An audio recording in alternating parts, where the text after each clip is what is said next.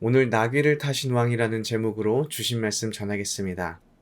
오늘 우리가 읽은 말씀은 예수님의 공생애 중에서 가장 클라이맥스인 십자가 사건이 본격적으로 시작되는 것을 알리는 말씀입니다. 예수님과 예수님의 제자들이 예루살렘을 향해서 가는 도중에 예루살렘에서 약 3.4km 정도, 그러니까 2마일 정도 떨어진 벳바게라는 지역에 도착하게 됩니다. 벳바게는 참 특이한 이름을 가지고 있는데 덜 익은 무화과 나무집이라는 뜻을 가지고 있습니다. 그리고 벳바게는 나사로와 마르다 그리고 마리아가 사는 베다니와 가까운 곳이기도 합니다. 이곳에서 예수님이 참으로 황당한 요구를 제자들에게 하십니다. 1절을 보니까 두 제자들을 보냅니다. 어디로 보내냐면 맞은편 마을로 보냅니다. 그리고 매여 있는 나귀와 나귀 새끼를 발견하게 될 것인데 묶인 것을 풀어서 가지고 오라는 것이지요. 우리는 이 장면에 대한 설교를 교회에 있으면 상당히 많이 들었기 때문에 좀 무뎌져서 큰 느낌이 오지 않습니다. 그런데 제가 단어를 조금 지금 시대로 바꿔서 한번 말해 보겠습니다. 예수님께서 옆에 아파트에 가면 주차장에 키가 꼽혀 있는 차가 있을 것인데 그 차에 시동을 걸어서 가지고 오라 라고 이렇게 명령하신다면 선뜻 몸이 움직여지지가 않죠. 그리고 예수님께서 두 제자들을 보낸 마을을 학자들은 베다니로 추측합니다. 왜냐하면 누가복음 19장 29절을 보면 오늘과 같은 내용의 평행 본문인데 감람원이라 불리는 산 쪽에 있는 벳바게와 베다니에 가까이 가셨을 때에 제자 중 둘을 보내시며 라고 기록하고 있고 마가복음 11장 1절에서도 그들이 예루살렘에 가까이 와서 감람산 벳바게와 베다니에 이르렀을 때에 예수께서 제자 중 둘을 보내시며 라고 기록되어 있습니다. 둘 다 맞은편 마을로 제자들을 보내셨는데 벳바게에서 맞은편 마을은 베다니일 것이다 라는 주장이 지배적인 것이죠. 베다니는 어떤 곳일까요? 베다니는 가난한 자의 집이라는 뜻을 가지고 있습니다. 그 동네에 가난한 사람들이 얼마나 많이 살았으면 동네 이름부터가 가난한 자의 집이겠습니까? 지금 예수님께서 부자 동네, 돈이 많아서 어떻게 써야 할지 모르는 사람들이 있는 곳에 제자들을 보내서 나귀를 가져오라고 명하시는 것이 아니라 돈이 없는 가난한 동네에 가서 묶여있는 나귀를 그냥 풀어오라고 명하신 것입니다. 제자들의 마음이 얼마나 불편했을까요?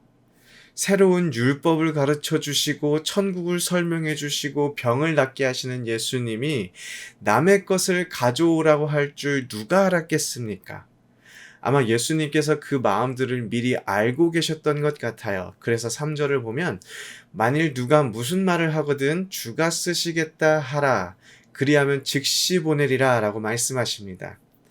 묶여있는 나귀를 풀고 있으면 주인이 깜짝 놀라서 나오겠죠. 그리고 당신 뭐 하는 짓이야? 라고 소리칠 것입니다. 그때 주가 쓰시겠다 하라 라고 말하면 주인이 몰랐습니다. 죄송합니다.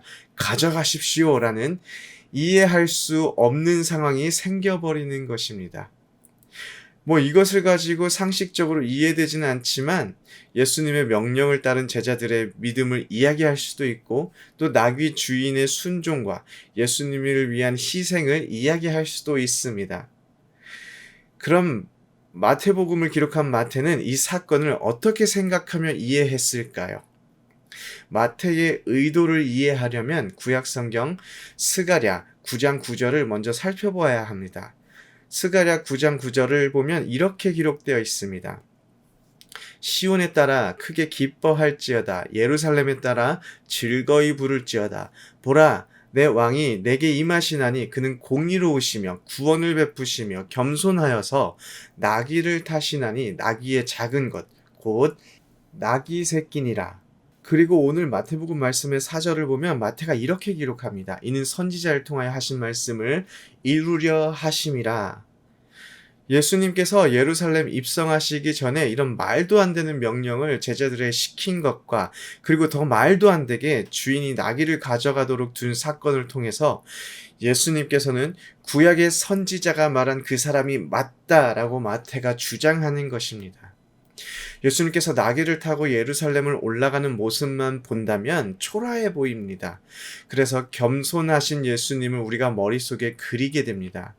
나귀를 타고 예루살렘에 들어가는 모습만 본다면 많은 지도자들, 정복자들은 말을 타고 전차를 몰고 예루살렘에 올라왔는데 예수님은 그렇지 않게 평화를 선포하며 겸손한 모습으로 예루살렘에 입성하였음에 우리가 감동을 받게 됩니다.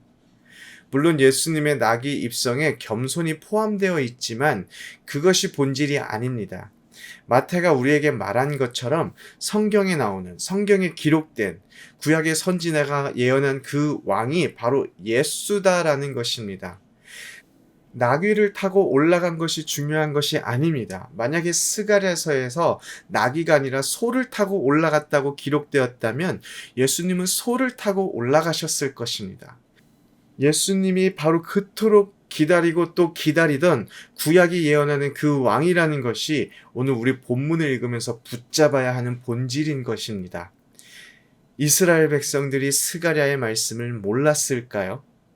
이스라엘 백성들은 그토록 엘리야를 기다렸습니다. 왜냐하면 메시아가 오기 전에 엘리야가 먼저 올 것이라는 구약의 말씀 때문입니다.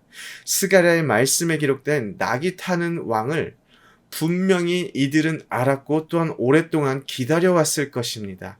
그런데 지금 수많은 기적을 일으킨 예수라는 사람이 나귀를 타고 예루살렘에 입성하고 있습니다.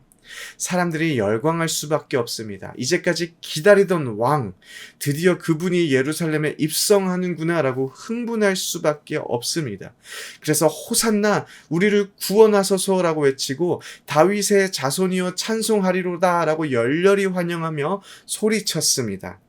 그런데 이 사람들, 그토록 예수를 환영하던 이 사람들이 5일 후에는 흥분해서 또 소리를 지르는데 전혀 다른 소리를 지르게 됩니다. 예수를 십자가에 못 박아라 라고 소리칩니다.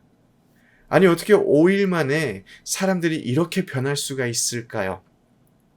냉장고에 있는 우유도 몇 주 동안 변하지 않고 신선한데 사람들의 이 태도가 어떻게 우유보다 더 빨리 상하고 변할 수가 있을까요?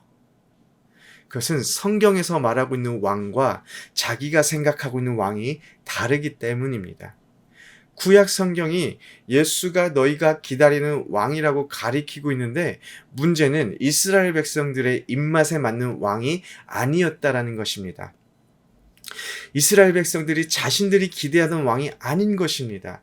자기들은 어서 빨리 군대를 일으켜서 로마인들을 물리치고 강력한 국력을 회복한 후에 하나님의 나라를 선포해야 하는데 예수님이 그런 행적을 하지 않는 것입니다. 그러자 예수가 아닌 예수를 버리고 자신들의 소원을 이루어줄 다음 왕을 찾으려 한 것입니다. 여러분, 예수님께서는 우리 인생의 왕이 되십니다. 왕이 되시는 그 의미가 무엇입니까? 예수님께서 왕이시기 때문에 내가 원하는 것을 예수님께 말하면 왕 되신 예수님께서 들어준다는 그런 의미가 아닙니다. 예수님이 왕 되신다는 것은 그분의 보호 아래서 우리의 삶을 맡겨드리며 왕 되신 예수만 높이며 살아가는 것을 의미합니다. 우리는 왕을 만드는 사람들이 아닙니다. 우리는 왕을 섬기는 사람들입니다. 나귀 타고 예루살렘에 올라오신 약속된 왕 예수 그리스도를 우리의 삶의 온전한 주인으로 모시면서 오늘 하루 또한 살아내시기를 소원합니다. 아멘.